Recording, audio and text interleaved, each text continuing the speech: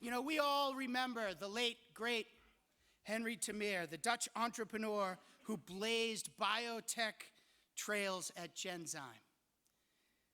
Henry set the stage for all of us, and we still keep that patient-centric mentality going today. And it's in his spirit that we present our annual Innovative Leadership Award. This award honors somebody who has contributed significantly to the growth and success of the life sciences in Massachusetts, is a leader in their community, and a leader for employees by creating a positive work environment. This year, a special and worthy woman is receiving this award. Lita Nelsen has been called, quote, biotech's behind-the-scenes baroness. That's awesome. Isn't it, Lita? That's awesome. Who redefined how universities launch startups. For 30 years, until 2016, she ran the technology licensing office at the Massachusetts Institute of Technology. You can do it. You can clap for that. I'm sure all the Harvard people want to clap for MIT right now, right? We love MIT, Lita. Lita, your tenure contributed immensely to the vast biotech ecosystem in Cambridge and towards Kendall Square becoming the best place in the world for the life sciences. The culture that you created at MIT has led to the tech licensing office handling an average of more than 90 licensing agreements and launching 25 companies each and every year.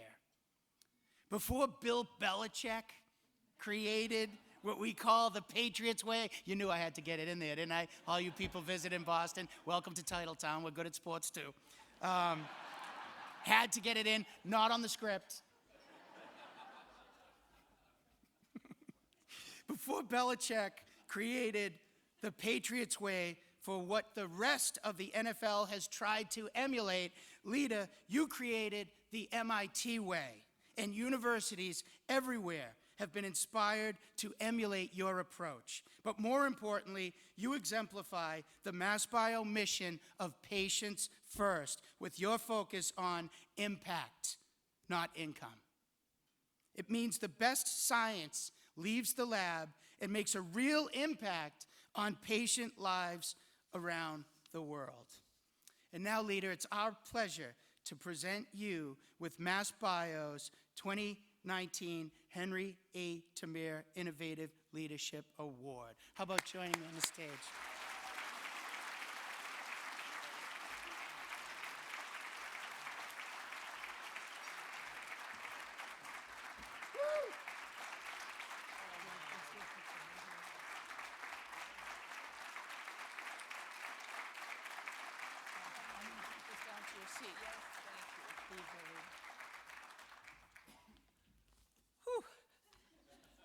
Thank you so very much. I'm honored, and I'm especially honored because the award now is named after Henry Termeer, as all of you know, one of the pioneers and inspirations of biotechnology.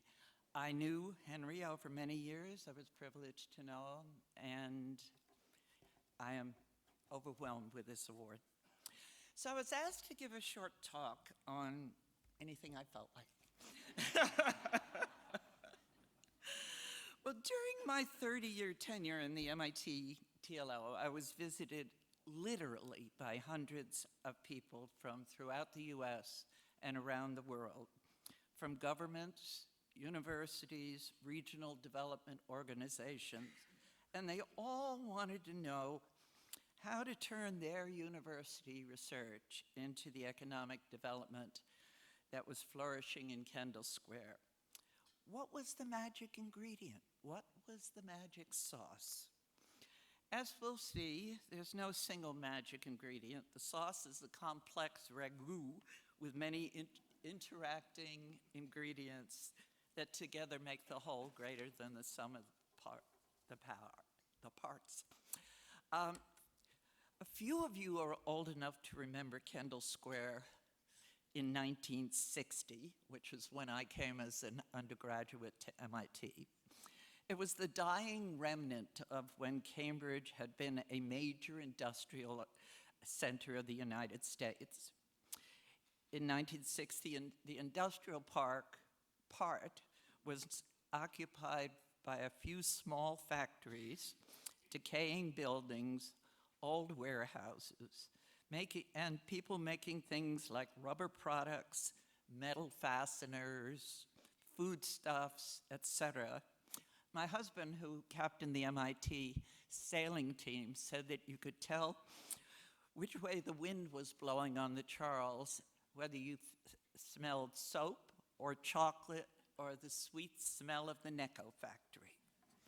The only place to get meal was the F&T Diner, which now has a memorial near the inbound T station in Kendall. Let's just say it was no place to have a business meeting or to take a date. And by the way, you can still see a remnant of the old Kendall Square area in the still standing 1880 Kendall Boiler Company on the corner of 3rd and Binney, remarkably just diagonally across from the big shiny Elm Island building.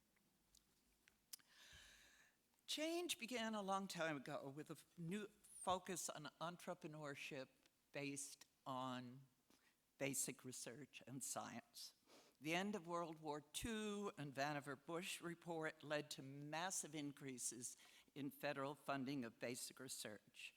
Research laboratories like those in universities like MIT and Harvard grew quickly and kept growing, adding new useful knowledge to the world and turning out graduates educated at the leading edge of science and technology.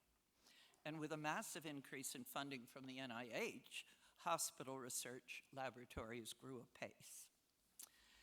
In the late 1950s, a small number of research faculty members teamed with entrepreneurial business people to form new companies around university and science, mostly in electronics, and thus grew the Route 128 Massachusetts Miracle, funded largely by government contracts and the beginning of technology-based early-stage venture capital funds. American Research and Development Corporation, formed in 1946 by George Dorio of Harvard and Carl Compton, then president of MIT at the time, you see the two schools can get together, was probably the first of these science-oriented early-stage VC funds. In 1957, they invested $75,000 in an idea from a guy named Ken Olsen at MIT's research laboratory of electronics, and digital equipment was born, and the computer revolution in Massachusetts began. But Kendall Square was still sleeping. Then came biology. The discovery of the double helix in the early 1950s, followed almost 20 years later by Cohen and Boyer's gene splicing technology, meant that practical use of biology for products became possible, and the genetic engineering and biotechnology revolutions began. Cambridge was the first to benefit, with Biogen, Repligen, Genzyme, and a few others leading the way. But okay, we know Henry Termeer started Genzyme downtown Chinatown in Boston, but he soon came home to Cambridge. A very important and perhaps surprising event helped make Cambridge preeminent in the state as the place for biotechnology companies. In the mid-1970s, there was a widespread global fear of genetic engineering per se.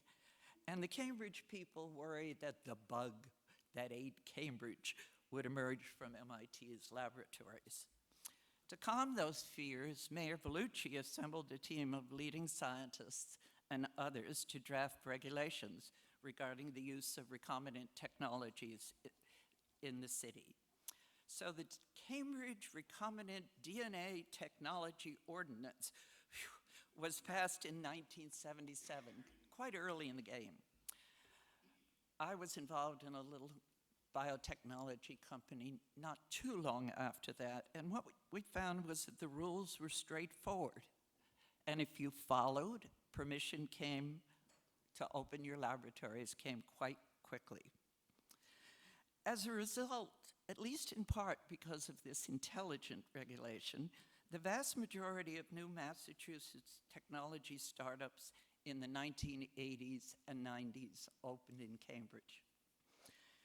And there was another critical law for the biotechnology industry, this time federal, passed the Bayh-Dole Act of 1980, which was a remarkable piece of bipartisan legislation for today, anyway. The act simplified the ownership and exploitation of patents arising from federal funding of research in laboratories, hospitals, and other nonprofit research institutions.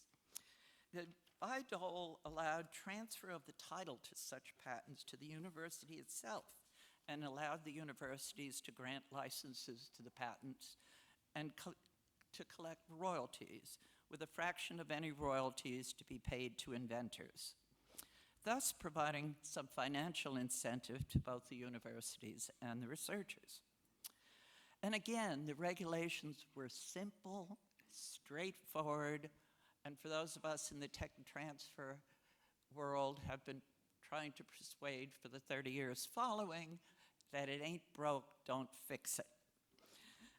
The express purpose of the Bayh-Dole Act was economic development. The federal government was spending over $100 billion a year, more now, in funding basic research in universities. But with the federal government owning most of the patents arising from the research it sponsored, very few of these inventions were being taken up by industry. Transferring title of these patents to the universities meant that the patent administrators could work on the ground with the inventors, that is, the tech transfer office and the faculty, to translate their findings into companies. So the technology licensing profession grew rapidly after a few slow years in which the profession taught itself, and a few universities such as Stanford and MIT had successes that others could follow.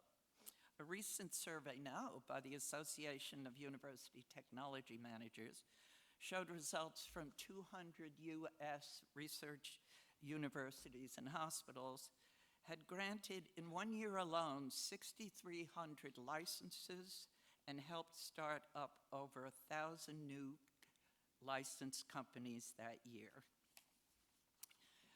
And as Bob mentioned, thank you, MIT is now starting up over 25 companies a year, a good fraction of which are in biotech.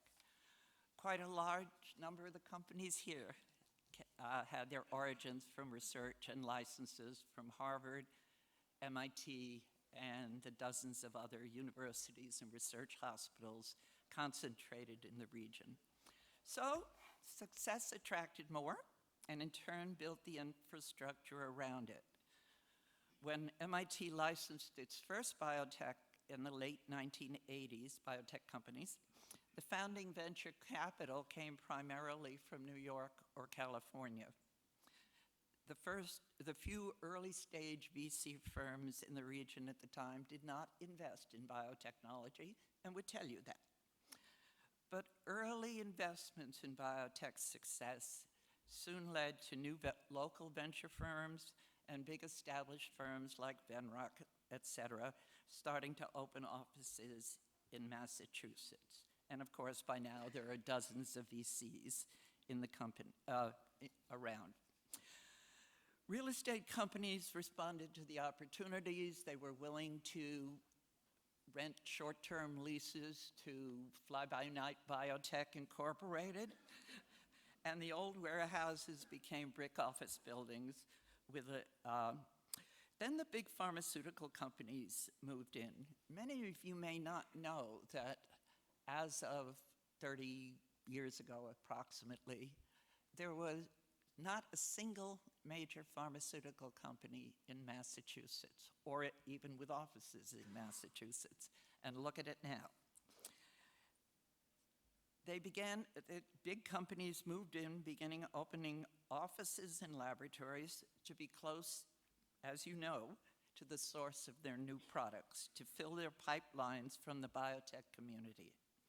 This latter trend accelerated as many of the big companies radically pared down their internal R&D in the cause of short-term earnings, and therefore had to turn to biotech. The universities also responded with incubators, mentoring services, and other components of the entrepreneurial ecosystems to help their faculty and students think about starting companies. And then perhaps the most valuable component, people.